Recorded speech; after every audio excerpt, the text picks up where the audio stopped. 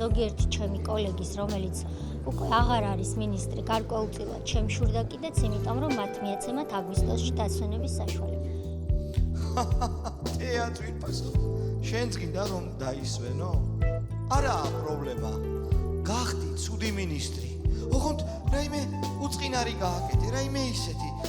ძალიან რო დააზიანო. ძალიან რო არ დააზიანო საქართველო. აი, გელა გეტყვის რაც.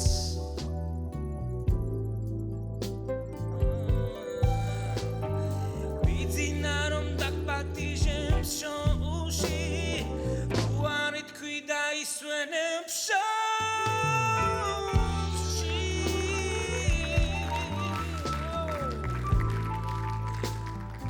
მინისტრების კანდიდატურების განხილვაში მე მონაწილეობა არ მიმიღია.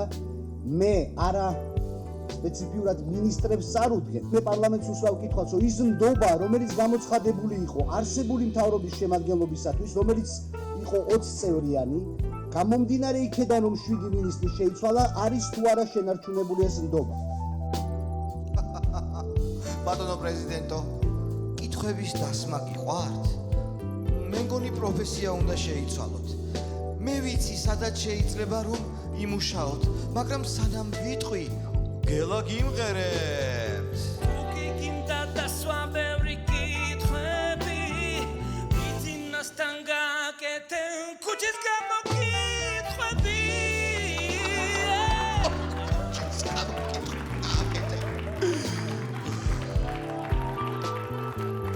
ლექსო მართლაც 20 საათის განმავლობაში მუშაობს და თქვენ მას არის თუ ჯერ კიდევ კარგად დამერწმუნეთ.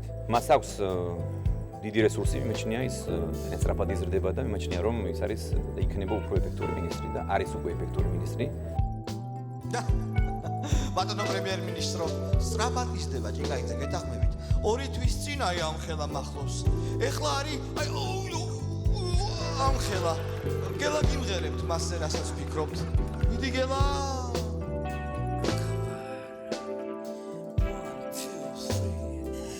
Badara khar, badara khar, badara khar, badara